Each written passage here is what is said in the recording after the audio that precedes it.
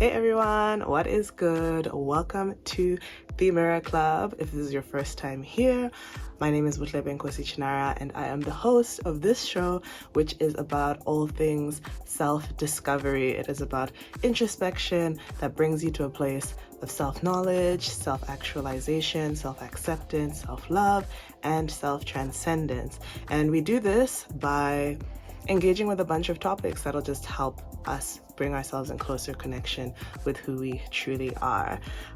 So yeah, this is the first upload of this year. I hope you guys have been having a great 2021 so far. And today we have a really interesting topic. It's a topic that I feel like we as humans really need to engage more with in an open and intentional way.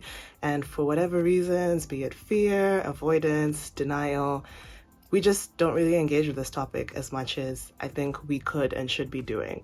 So yeah, I got an amazing guest today. She is going to be joining us and giving us all of her wisdom, her knowledge on this topic. And yeah, let me read her bio for you because she is certainly an illustrious guest. Her name is Oceana Sawyer, and she is an end-of-life doula.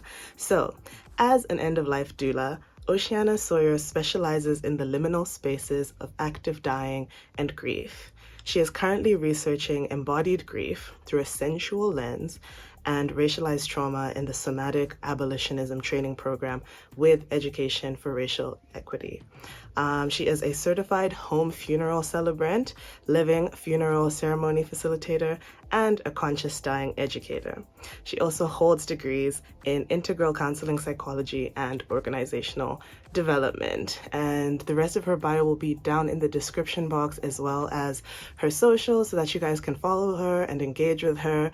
And I just feel very grateful for the time that she's been able to spend with us in conversation. So yeah, I hope you guys really enjoy this chat that she and I had. It's obviously a heavy topic, but I feel like we handled it as casually and conversationally as we could. So yeah, as usual, guys, please subscribe. That would really help the channel, and leave a comment so that we can continue the conversation.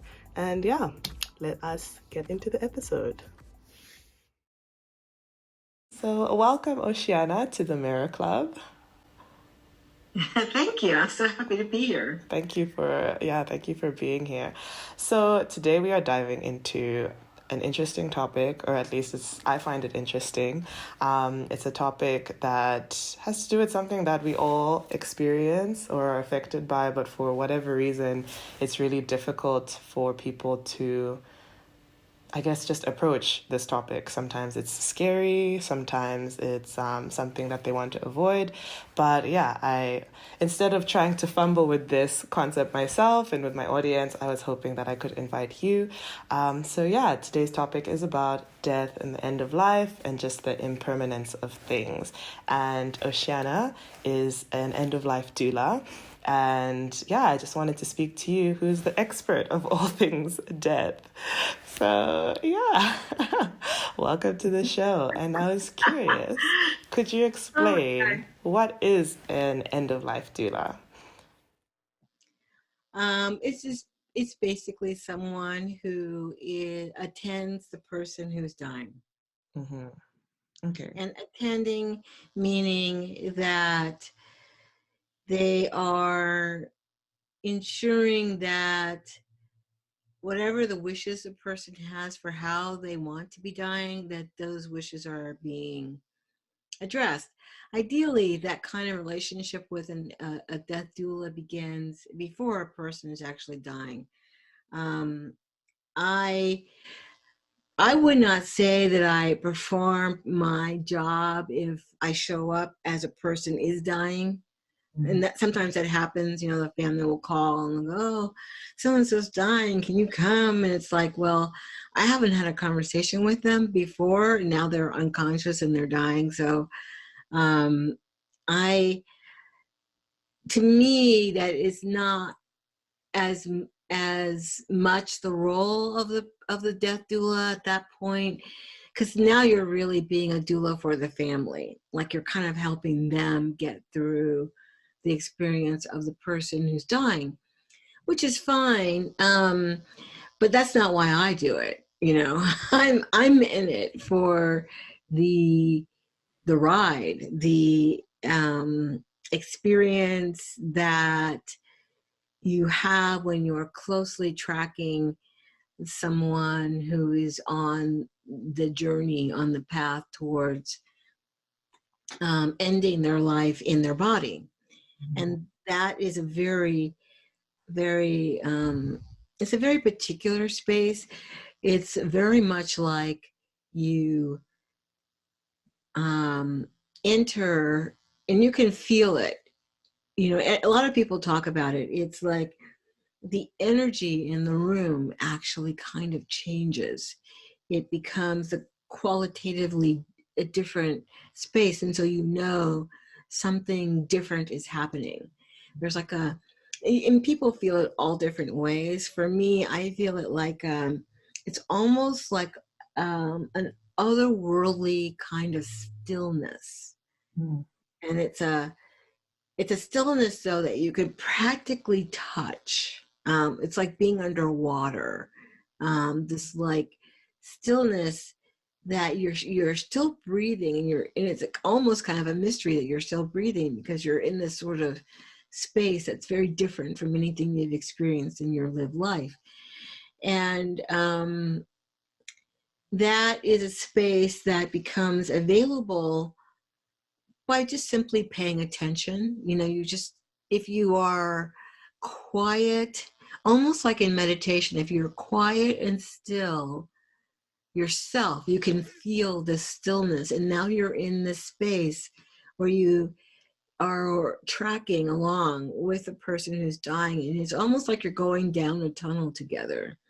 And then they sort of disappear behind a veil, or you kind of get this experience of them sort of popping out of their consciously kind of out of their body and this existence. And you get for a few minutes sort of this like glimpse, like, oh, on the other side of this veil, it's almost like you're 100 yards away, let's just say, and then you see like, oh, just over there is kind of a misty, a smoke or something, and the person's just on the other side. And it's not like you can see them in their body, although if you use your imagination, you can think, oh yes, I see that's, my mother there, that's how she looks. But really, I think your mind is just sort of filling in the blank, trying to make that energy over there into the form you remember that they were in. It feels to me like the experience actually is their energy is now over there, and you have that. You can feel that. And it's funny because we all have these very rational minds, no matter how spiritual, esoteric we think we are. We still have the same rational minds that you and I and everyone else has been conditioned, trained to have. And so you go back and forth, it's like kind of like for a split second, you go, this can't be really happening. I'm making this up. And then your very next thought is, no, because it feels different. Then your mind starts collecting all this evidence about how, no, this is actually kind of real, because it's not like this was an hour ago or 10 minutes ago. This is really a different space, I can tell. And then you have all the reasons why you can tell. So, you kind of go back and forth. This isn't really happening. I'm making this up. And no, this is real. And the funny thing is that at some moment in time, you're having this debate, it becomes irrelevant. Like, who cares if I'm making it up? If this is my imagination making this up, then this is something I've never conceived of before. And isn't this interesting? I'm able to make up this thing I've never conceived of before, but yet here I am. So, you see where the line starts to blur between, because here's the thing,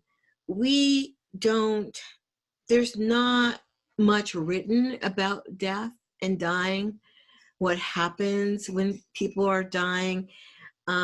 there's, of course, there are dozens of books about people who have had near-death experiences, gone, seen the light, or seen Jesus, or seen some relatives, and they come back. I believe all that stuff is real, personally. And but there's not that much written about sort of like the actual logistics, of what happens when you die. Of course, there's some stuff that we know medically, like different organs start to shut down and you lose your sensory perceptions. They fade away, one by one. And there's apparently scientific evidence that your sense of hearing is the last thing to go. And I'm sure there have been scientists and physicians who died who tried to stay in communication, as long as possible in order for people to have this information. But what's actually true is that me, the supposed expert, knows very little besides my personal experience. And I think that's just true, generally speaking, which is why it's so tantalizing, to have someone like me on talking about death. Like, first of all, so many people are afraid of it. I can't even tell you how many times I've had conversations with people who are afraid to talk about death because they think it will hasten their death. These are very rational, educated people who are laughing at themselves and yet cannot escape this belief that's like buried in their bones that if they talk about death, it will somehow bring it or think about sooner it than later. Like think about someone else's death, and it's like, think about someone else's death, and it's like, it'll happen. Right. That's what happens to me all the time. Not me. I'm not ready, and but it's like counterintuitive, because while we have all this conditioning, beliefs we've picked up from our family and the society about death and to fear it, it is still, though, true that, for many cultures, ours included, death is not something to be feared. Mm-hmm. It's something that you get to have after you've had a life well lived. Mm-hmm. And lots of traditional cultures know how actually to die well, so that you die in such a way that you are at peace, that you're comfortable, that you have the experiences that your ancestors, the people who have gone before you, have had. So, this detached way we think about death, like it's not part of life, that's new. Yeah. That's invented. And of course, we know who it's invented by. Yeah, because when you say our culture, I guess I'd hope that you could expand on that. But even as someone who is Zimbabwean, and I think lots of people in the world were affected by Western culture because, like American media and culture, there's kind of this cultural imperialism, where it's on the TV, whether you're in India, whether you're in Zimbabwe, and even just that culture of like post-colonization with Christianity and stuff like that. People like me who are living in Zimbabwe, you might think that I have this traditional idea of like how death is, and we've clinged on to what our ancestors did to usher people through their deaths. But for a lot of us, unfortunately, we've even been ripped from our own cultures even when we're living within them. So I guess when you say our culture, I'm curious, what do you mean? Do you mean African culture? And which other cultures could you say? And which other cultures could you say are just more comfortable and more not talented, but just they know what to do when it comes to death, as opposed to the Western culture that a lot of the world is affected by. That's a really good question. It's funny because as soon as I said, as opposed to our culture, I realized that you and I don't actually have the same culture. I am, and for all the reasons that you said, actually, for all of them. This is the effect of colonization, right? We nobody gets out alive. Yeah. We are all sort of become zombies. We become European zombies, stripped of all of our humanity. The thing that makes, me genetically, descended from people from Nigeria, and you genetically descended from the people who originally inhabited Zimbabwe. And here, oh no, this is something very totally interesting, right? I'm speaking in these very general terms, It's like I'm referring to the people who are in the land of Nigeria. I don't actually know the original names of those people. I don't know the original names of the people that you are descended of, and they have names. So the thing is that they, not only do the people have names, they have ways, and we don't have access to those. Yeah. For reasons that have to do with colonization. But lots of people who are still on their land and still have access to their original traditional ways have information about how to die. And I haven't thought about it more than that, okay? But here's why I can say it. It's because if you don't even have to go that far. If you just dip below your Western acculturation, and below that is sort of like your body. Like your body is your original home. It's your original source of information. Okay. Now, before everybody was, colonized, we lived close to the earth. We lived in a system, that was connected to all the beings, the plants, the animals, and all that. We were connected. And in that connection, there was information that was passed on because there was recognition that it's a cycle. Mm-hmm. So, and you don't even have to try to find your original traditions. You just kind of can feel it in your body. If you were born, you begin a cycle where you're living in a body, and at some point your body will no longer be functioning and you will be dying. Mm-hmm. Every body, does that. It is just going to happen. No one is immortal. Yes. But why is it that we have so much information about birth, and actually we have only as much information we have about you before you came out of somebody's body? That's a whole nother system right there that we have some medical information about, but do we really know what's happening to you before you came into this physical world? And see, that's a whole thing right there, right?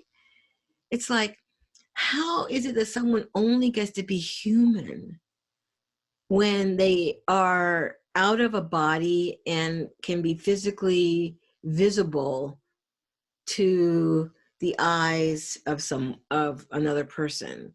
Mm-hmm. When you existed before you came out of that body, mm-hmm. and you're going to, if you existed before you came out of the body, then you're going to be necessarily existing after you leave this body. Mm-hmm. Who you are is not the body. However, your body, since it was your original home, does have quite a lot of information about how it's going to exist, and there's a lot of actual science that says your body continues its lots of electrical functions actually days after you have left it as a spirit. Okay, so that's a whole nother topic. But I just feel like if we can quiet ourselves, drop below the chatter and all of that externalized, contrived training and so-called knowledge that we think we get from, I don't even want to start with the television, I'm going to start using expletives, but you know what I mean. It's like if you can actually tune back in to your original home, all that information is there. And how I know that is because as a doula, a death doula, that's where I go when I'm with someone who's dying. So to track someone who's dying, you have to actually get out of the world, if you will. You have to leave the world. You have to go inside.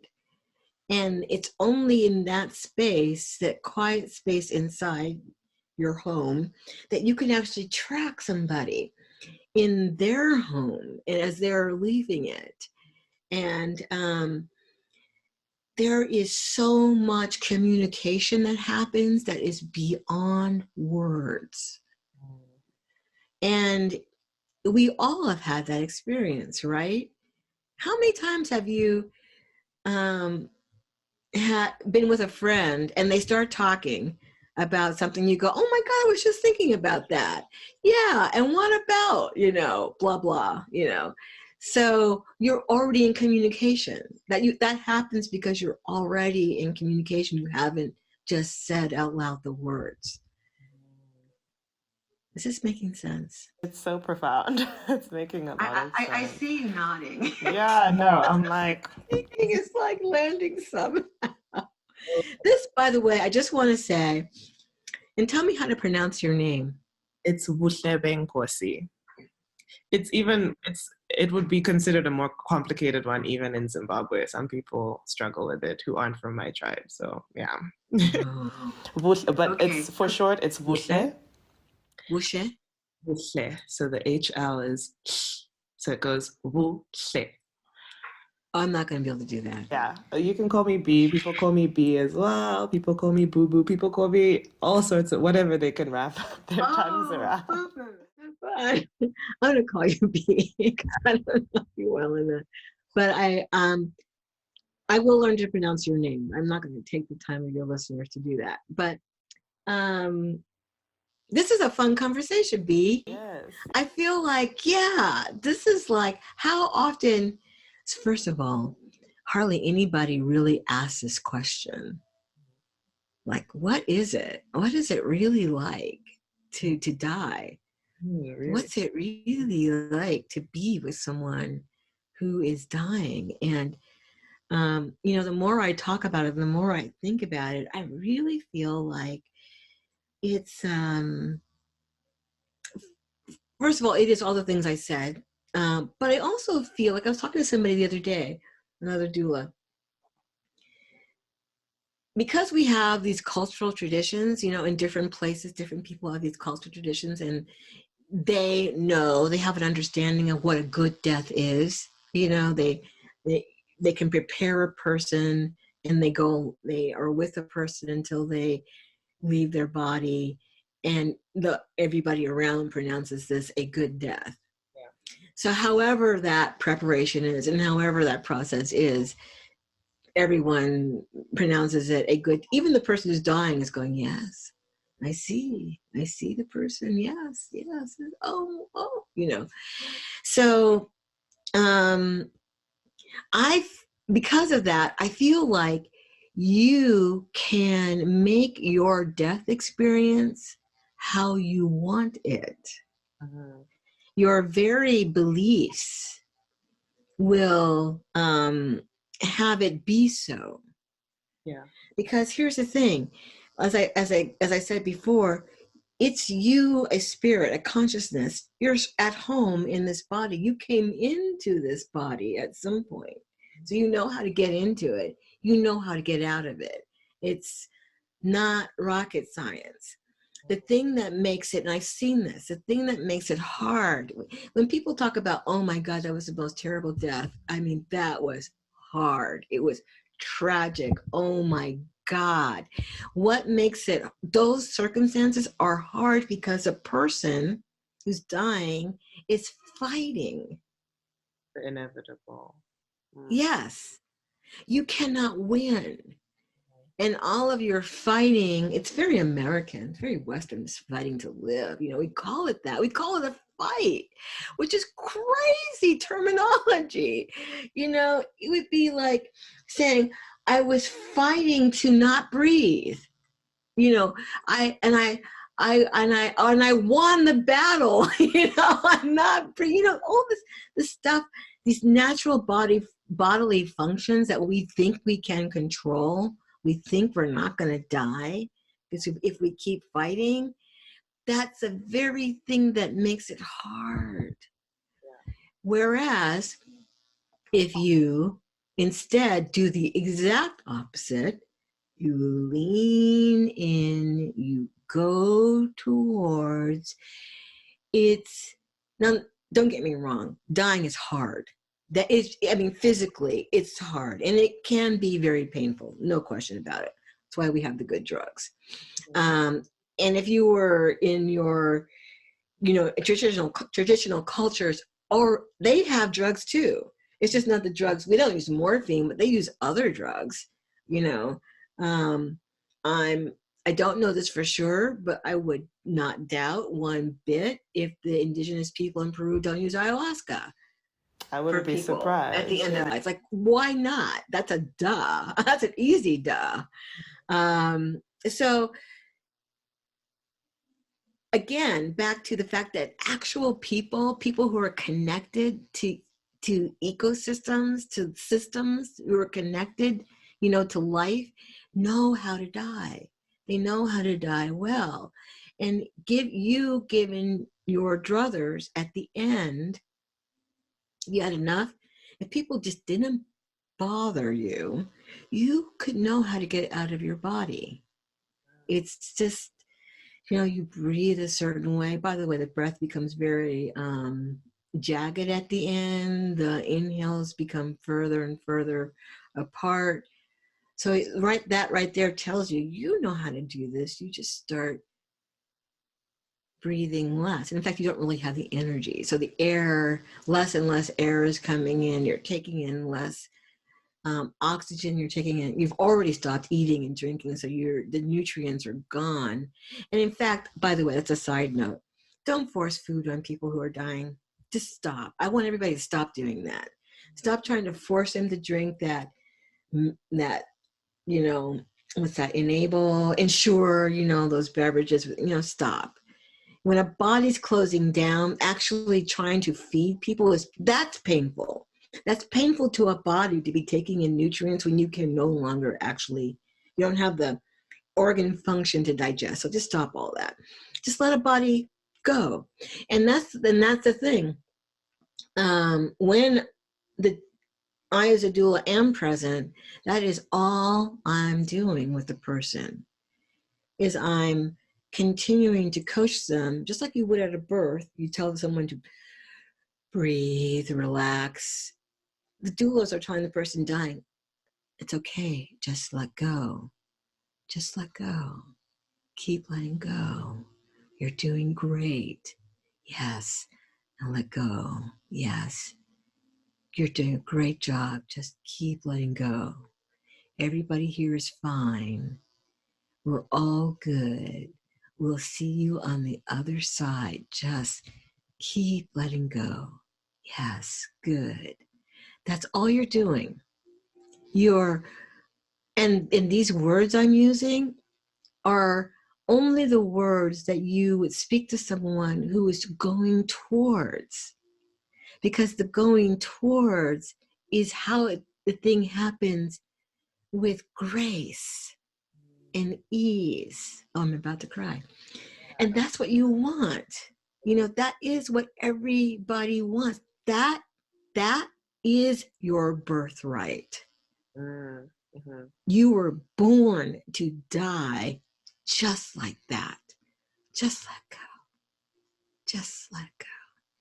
Because in your letting go, that what you're saying, the let go is let your mind just stop. Keep turning towards. Because your body's already doing it. Your body's letting go. You can, do whatever mental gyrations you think you can do at that point, which aren't many. But the extent that you can just keep turning towards. And this is where, this moment right here where you're turning towards, you're letting go, this is where I think if you have already thought about it, because again, Western culture, what do we know about dying? But you can create your death. You can just now start intending. You've now, whatever meditation, whatever prayer, whatever your spiritual beliefs are, I don't care what they are. If you have them, that is the thing that you can now lean into as you are letting go. You can be moving towards.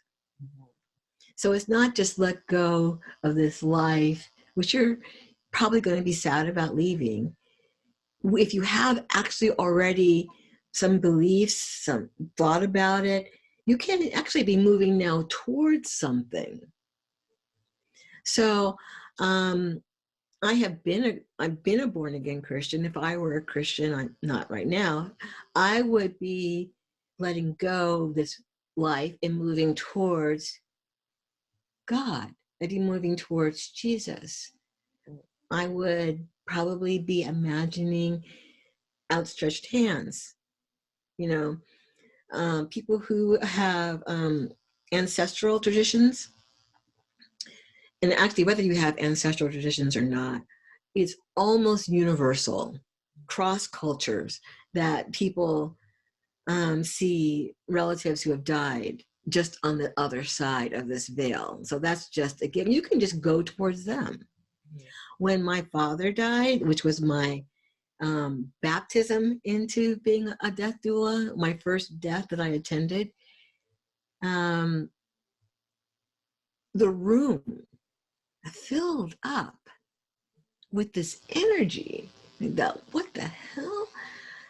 And I just opened my mind and just imagined, okay, if I were going to give a name to this energy, what name would I give it?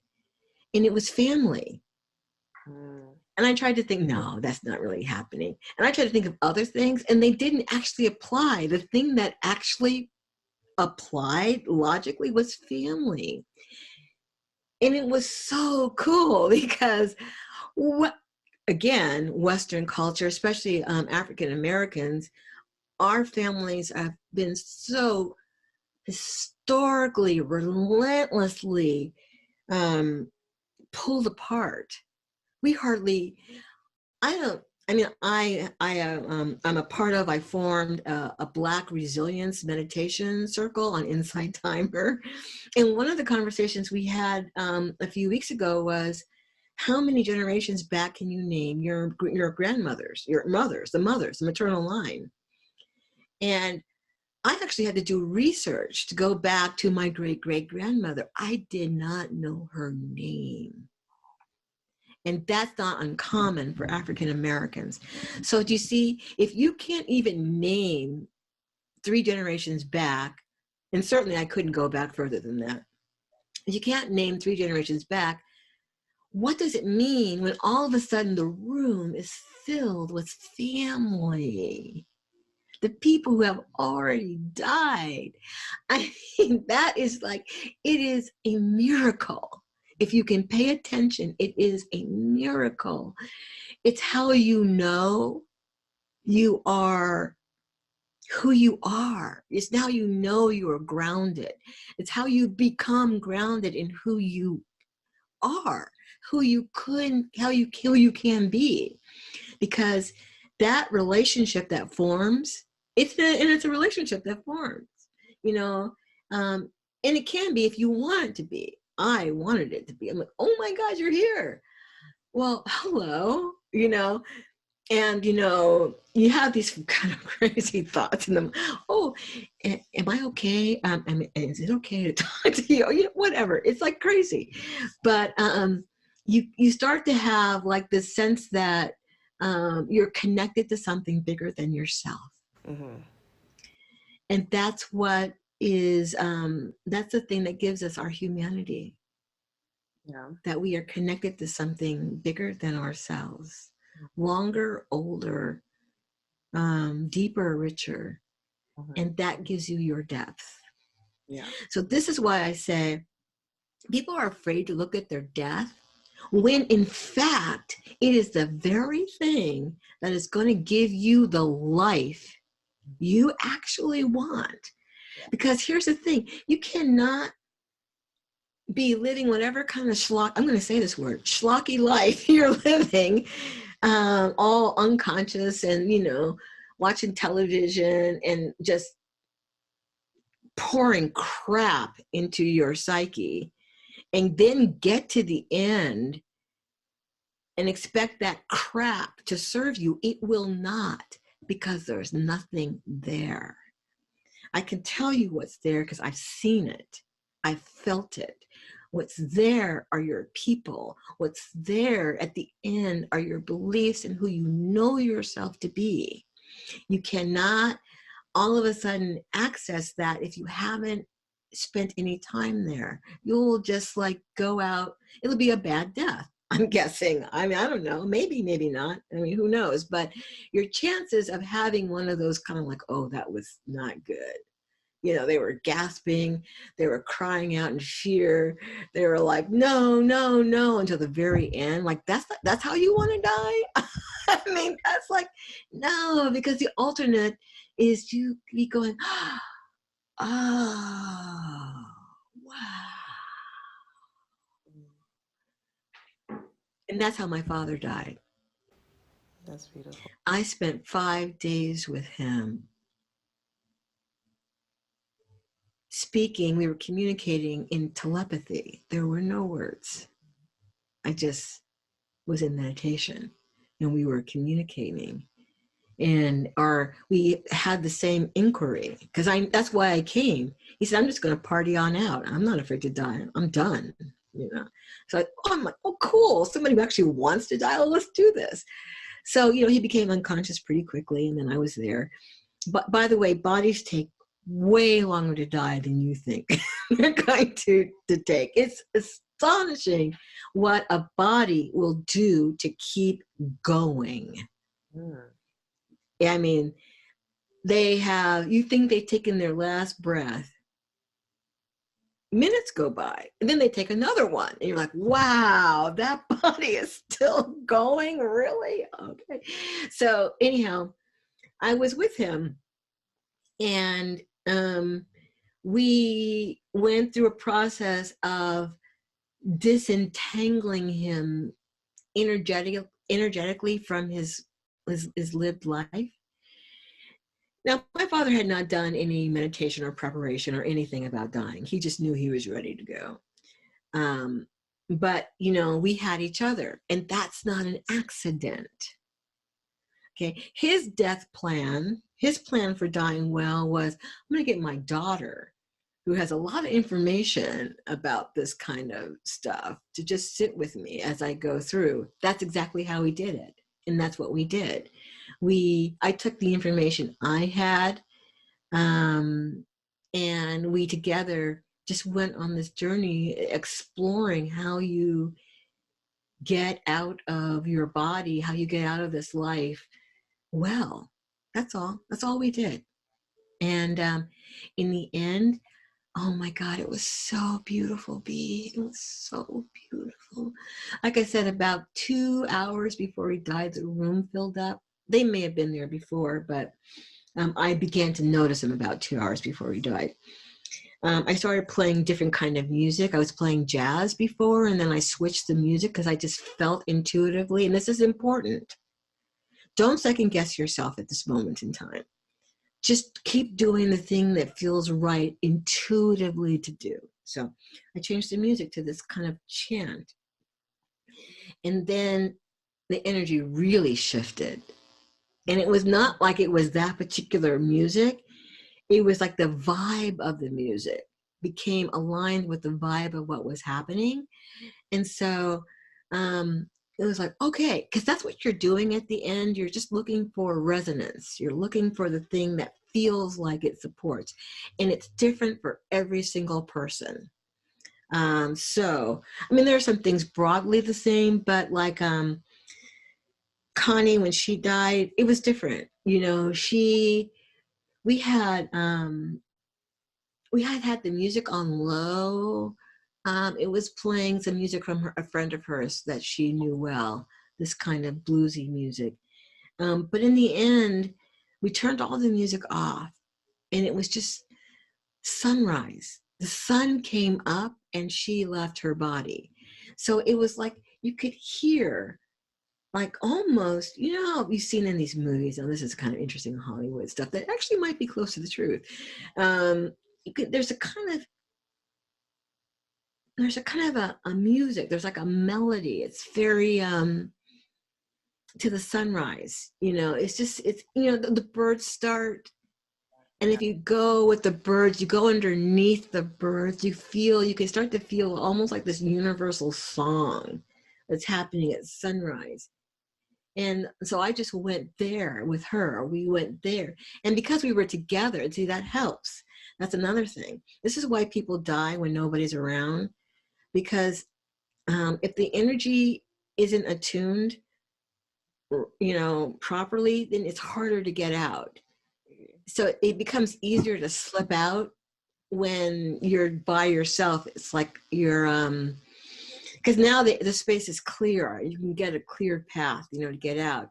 But if you've got the family there who have whatever agendas and stories they got going on, oh, I'm so sad, oh, what am I gonna do, you know, all that, you know, stuff, it's like noise, it's static. So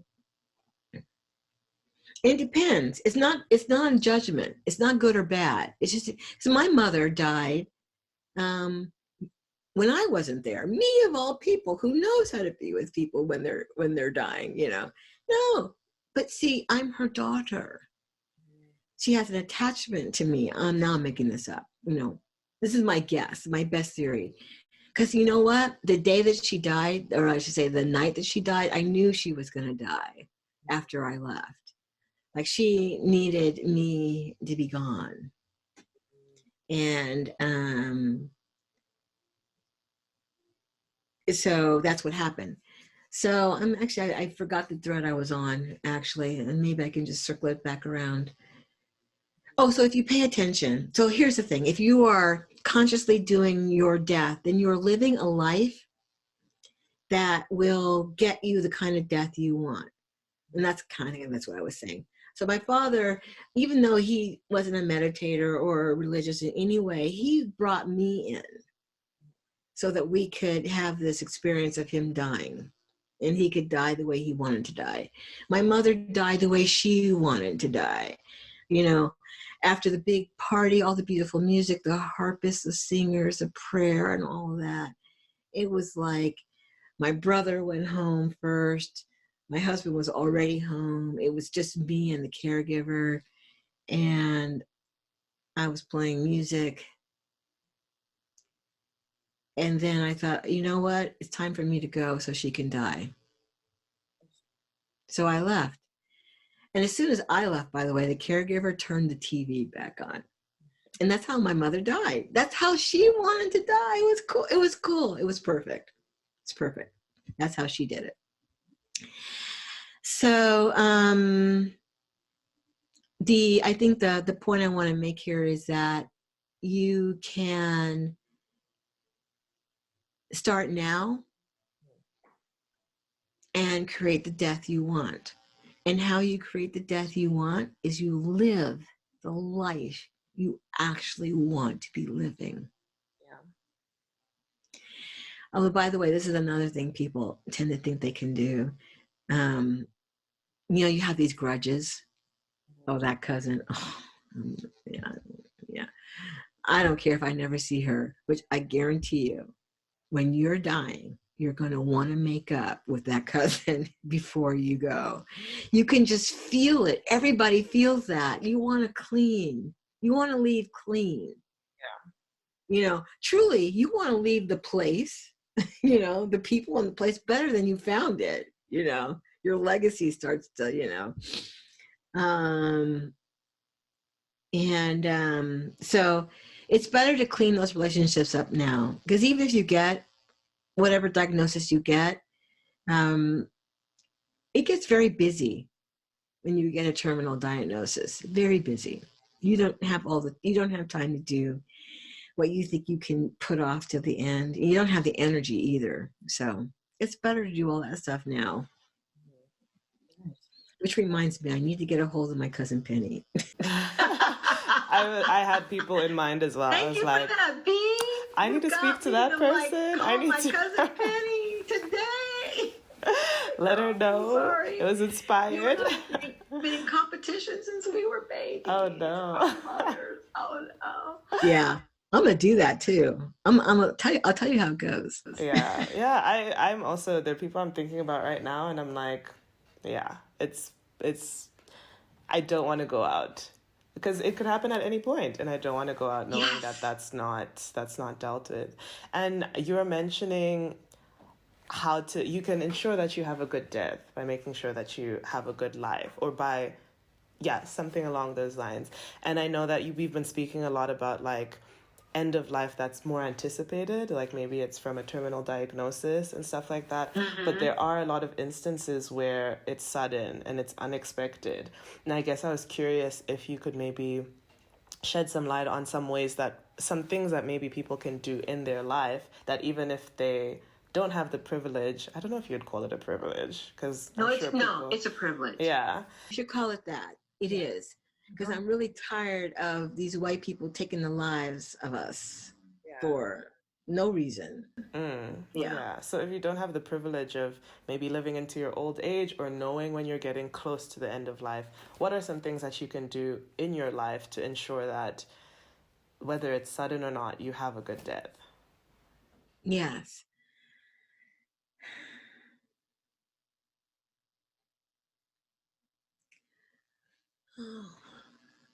I'm thinking about George Floyd. So there's two things that are happening, right? When people are dying violently. No, there's actually more than that. There's like so many things happening. There's the person who's killing them. That's a whole thing. The trauma of killing another person. I can't even imagine the horror of that. And then there's the people who have the capacity to be with, to know, to support a spirit, a soul moving on. So, back a year ago, I did my very first podcast.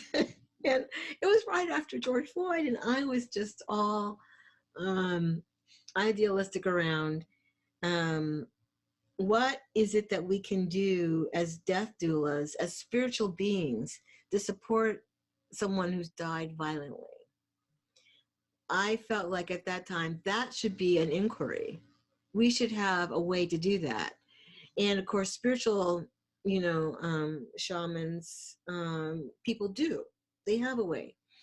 You don't even have to be shamanic. You can be Christian, and you have a way. You pray for the soul of the person, so they go on to Jesus, or they go on to God, whatever your spiritual tradition is. You have a way to ease a spirit who has left their body suddenly and violently. So I say, do those things. Do all those things you know how to do. I have my own tools that I use for with people who have been basically ejected from their bodies suddenly. Maybe they don't even know.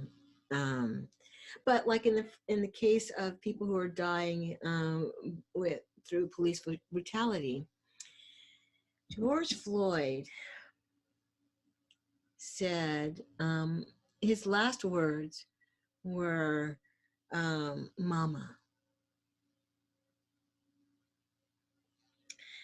I think he said, "I'm coming." But they were a combination of words like that, like "mama," a recognition that he could see his mother, and that she was there, and they were going to be together. His mother is dead, so that he said that. It's funny because I heard different commentary about that. Like here's this poor man being strangled to death, and he's calling out for his mother, and the resilience of the Black family and Black women always there to reach out for their children reaching out for their families, and the history of Black families being torn apart. Well, here's another take on it, and my personal take is that his mother was dead, and this is what happens when people are dying. They see a relative, a close relative. My mother saw her favorite sister, her niece, right? She said to me, by the way, I saw niece the other day. This was like her last day of consciousness. She was in the hospital still before we got her home. And because I'm a death doula, I said, "Oh yeah, really? What did you guys talk about?"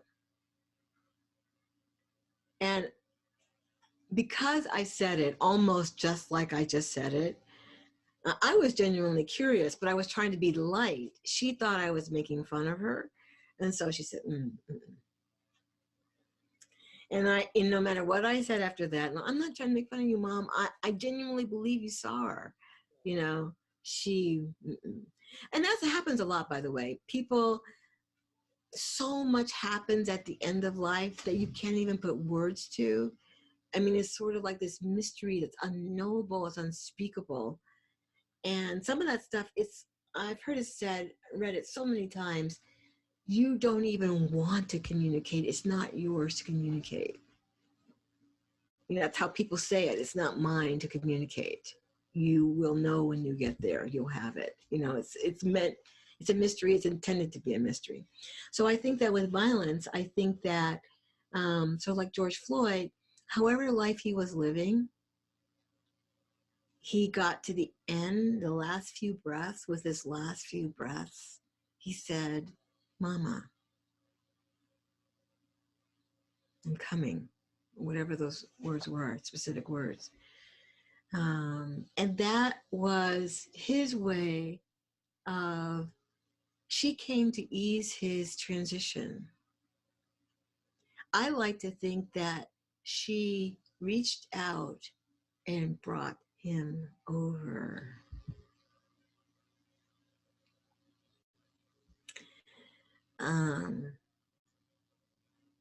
So now back to your very specific question, because we don't know how we're going to die. We could be hit by cars. And again, to me, it goes back to whatever investment you can make into your own beliefs about life, about death, if you can actually have them easily at your fingertips so that in a flash, you can access them when you need them. That to me, again, it just goes back to living your best life is how you're going to get to die your best death, whether you get a chance to prepare or not. In fact, you should be living your life so that if something sudden happens, you can just have access to it. Stephen Levine has this book called Who Dies, and I so recommend it. He's a Jewish Buddhist. Buju, how do they say that? in it, he's collected all these stories because he spent a lot of time in hospice, chaplain, um, helping people with their spiritual practice as they're dying. And this woman who got this terminal diagnosis had never had a spiritual practice in her life, came to him, and she wanted to develop a meditation practice. So she just started, this developing a meditation practice. Now, before she was a meditator, she was a Christian. She had been a Christian, and somehow she thought that those sets of beliefs were not hers. She had kind of disowned them, and she was taking up this new practice. But guess what happened at the end?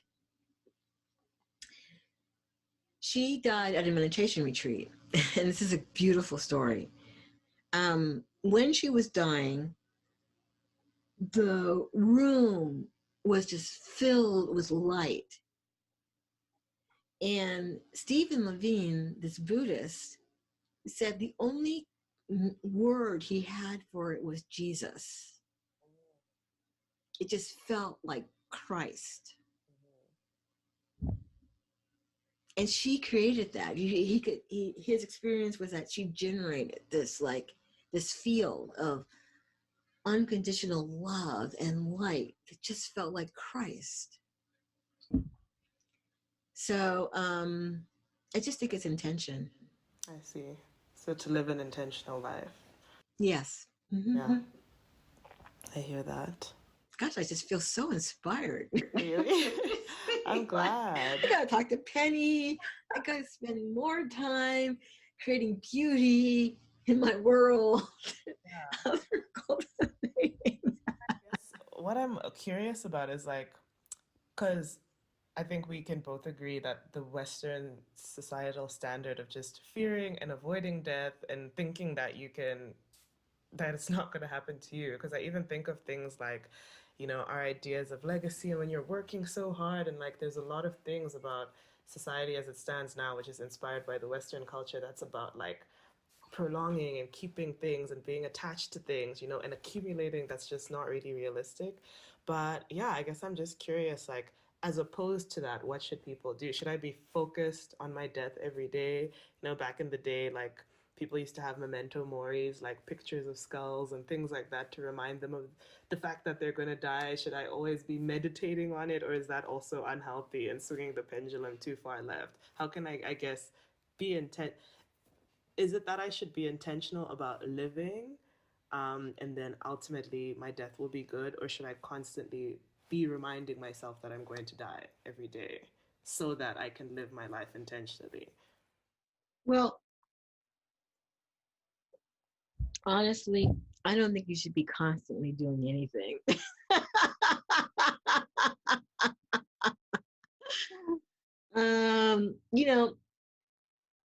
I'm not thinking about my death all day, every day. And as a death, I'm actually don't even think about it every day. But I have it in my purview. I have it as part of my being. So I am just living full out. Yeah. Because I know one day I will not be. And it's okay. I actually live the kind of life, my life right now. If somebody said, oh, you're going to die tomorrow, you can die right now, I'd be like, oh, okay, good. I'm good with that. Yeah. Because I've already done, I've consumed, I'm having right now my full life. I have spent time thinking about things I would regret. And I've either said, I'm not that interested in them if I die tomorrow. Or I've gone and done them. I think it's more like you have it, you will be dying, because we all are. But then you just go out and live. Oh, you just suck all the juice out of everything. And it gets kind of like, it starts to be it's a nice way to prioritize. you get confused about what you think you should be doing, should I be doing this job or that job? It just makes everything kind of really clear. Like, if I was going to die tomorrow, would I be wanting to do that job? No, I don't think so. Just no. Now, of course, it doesn't mean like you can't, don't save money and don't plan, because again, you don't know. You could end up living to be 100. You want to have some resources, available to you. So that's a good and worthy goal, but the way you go about accumulating those resources, you can decide, because here's the thing, it's really true. In the end, it's not how much money you have in the bank. It comes down to people and relationships. So if you're going to make a trade-off, I would go with the relationships over the money, because you could die alone and have millions of dollars in the bank. My mother had tons of money. Oh my God, so much money. She was leaving to us. And it was all her money. She had the best care. She had the best physical care available. No question about it. Did people fly in to be with her as she was dying? No. After she was dead, did people want to have a memorial? No, not really. And that's okay. Did my mother want that? No, not really, because I asked her. No, I don't need all that. Nobody would come anyway. And she was right. But that doesn't mean anything. It's just the way that she knew how to die. That's how she did it. So you just have to decide what's important to you. Connie, no money, none. We actually had to apply to the state, the county, to get her cremation paid for because there was just no money. But you know what? She had round-the-clock care. There were people there when she died. I was there when she died. And then people came by as she was dying and after she died, and people came by, and there was a big party that night that she died, a big old party. People told stories, of her life, no money, just people. Wow. Okay. Yeah, there's a lot that to unpack, and also that I just feel has been illuminated through this conversation.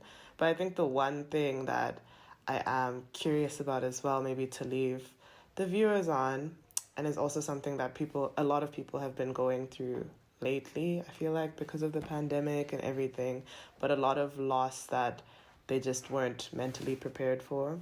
So obviously we've spoken about our own deaths, but I'm curious about how we can also handle the deaths of others in a way that's graceful, in a way that honors them and their life as well.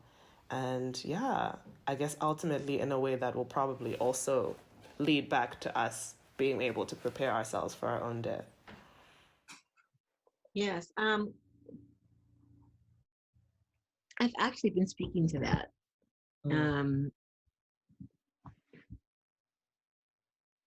How do you be with someone who's dying?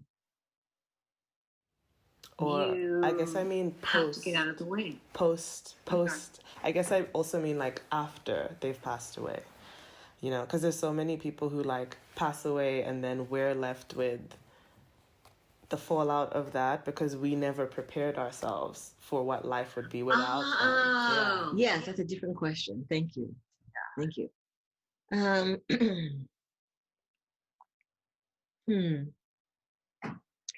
It's funny because I was thinking about 30 minutes ago. I don't know, losing track of time. That the space of dying is very much like the space of grieving. It's a very particular space, and it's timeless. It's like its own portal. You sort of slip out of time. We slip out of this everyday, what grievers start to call ordinary life, kind of slip out of it. And you're in this liminal space between death and life, like for a very long time. And it can feel like you're underwater. There's lots of analogies about feeling like you're underwater. And mostly how I coach people around this is you have to give yourself the space. You keep wanting to, you think you're going to just give me a pill, just give me, if I drink enough alcohol, if I dance enough, if I watch enough Bridgertons, if I, eat enough potato chips, if I just keep avoiding to get distracted, distract myself, then that will have it go faster. And it's actually the opposite. To prepare yourself for someone else dying, is to be present with yourself. You have to, again, it's just like dying. You have to go back, you have to lean in, you have to turn towards and be with, and just let it take you. So Bonfu Somé talks about her grandmother, or she was a grandmother, an aunt, just an aunt, died, a special aunt, her favorite aunt. And she flew back and she was there, but she didn't cry. In her village, you do big crying. People gather and they cry several, 24 hours, 48 hours, however long it takes, people, big crying, big wailing. And then you're finished, you're done. And then you go back to living. She did not do any of that. And the elders just kept holding space for her. When you're ready, you will. Mm-hmm. No one made her wrong or bad for not crying. And then whatever the catalyst was, she did. She finally broke down and cried and cried and cried and cried and cried. And then she was done. Mm-hmm. Or at least that was the beginning of it. See, here's the thing. People think, I'm going to just get the crying out. And I don't know how it is in Zimbabwe, but in the US, you don't even get you get a day if you're lucky for a bereavement. And then people think you're supposed to be over it. And it's a cycle. It just comes in waves. And you think you're going to go back to living the life that you had been living, and you don't want to be affected. You want to go back to the life you had, and you're not going to. If you're lucky, you're not going to. Because this is how you get to live a rich, full human life, is you take in, you metabolize, you consume loss, and it teaches you and it heals you, and you become deeper and richer, and you become different, you become grown. Okay, you grow up, you become an elder if you are paying attention to death and how it has affected you even while you're still living. Did that answer the question? Was it? I think it does. And I think it's something that I think not a lot of us want to accept, I've experienced death of people who are close to me, and it really like you're speaking about, turning into that grief and just having metabolized, accepting it can be very difficult. Mm-hmm. It can be extremely difficult, and I think the tendency is to want to avoid it, to drink it away, to keep busy, to do whatever else. But I guess it's kind of like it's almost similar to the fact of dying. You're going to have to die. Also, the fact that you're going to have to face, and as you said, metabolize the experience of losing someone, and that's the only way to grow from it. It's going to happen to you. Yeah. no one's getting out alive, you know. But here's the thing. Here's my question for you, B. What made it hard? Um, I guess it's that attachment, because that was somebody who I loved dearly and who I felt like the world was a better place with them in it.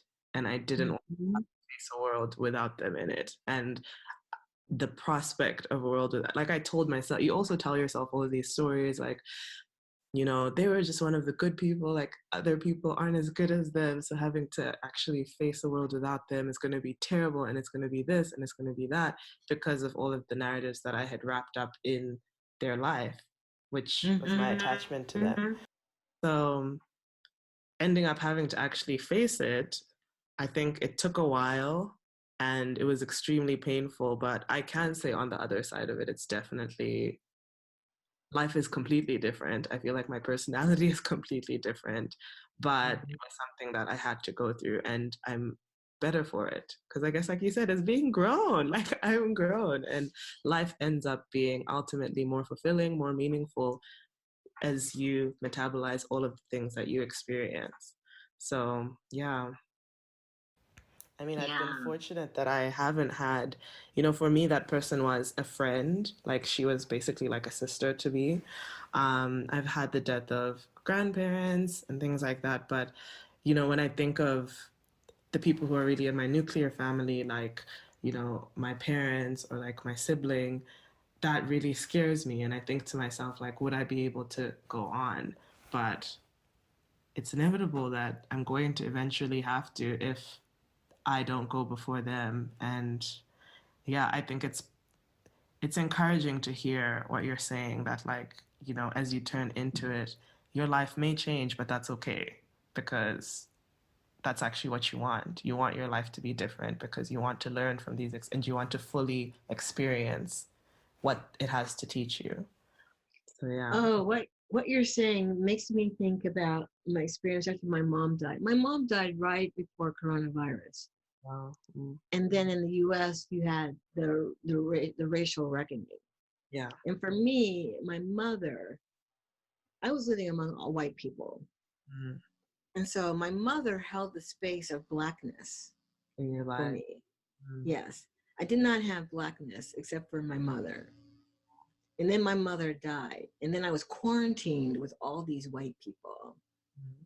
And then you started getting these visceral images of Black men being killed by the state. Mm. And I just shattered.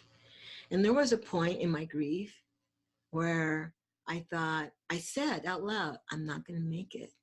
Mm.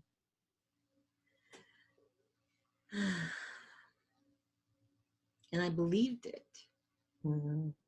And I just leaned in. I'm not going to make it.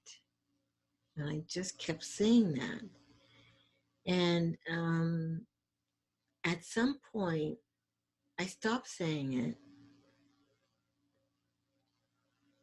And then I heard like some voice say, yes, you will. You will. We're counting on you. Oh. You can do this. We know it's hard. You can do it. You don't have to do it right now. Take your time. Just stay on the floor. Keep crying. But eventually you will. We know this. So that was a conversation that I had. Was that with myself? I don't think so. That was a conversation I had with my ancestors. You know who those ancestors were, by the way? Yeah. Those were the ancestors that showed up at my father's death. Okay, like, oh, you're back. Okay, that's okay. We got you. We know. You want to come over too, and you're very tired of being among all these white people. We understand. Yes, but you will make it. Mm. We're counting on you. Keep going. You can stay on the floor as long as you like. It's fine. Mm. So yes, and you know that. You had that experience too. You think you're not going to make it. And then you take the next breath and you're still here. Yeah. Mm-hmm. Yeah. It's been heavy. It's been a heavy topic, but in a good way. Yes, I'm thrilled. I'm kind of like talk to Penny. And you know, the other thing that happened just now is, you know, I feel like we both got to acknowledge our maturity, our personhood, our eldership, right? Because we are not the same people. And thank God, because you and I would not be having this important conversation if it weren't for those experiences. Yeah. Wow.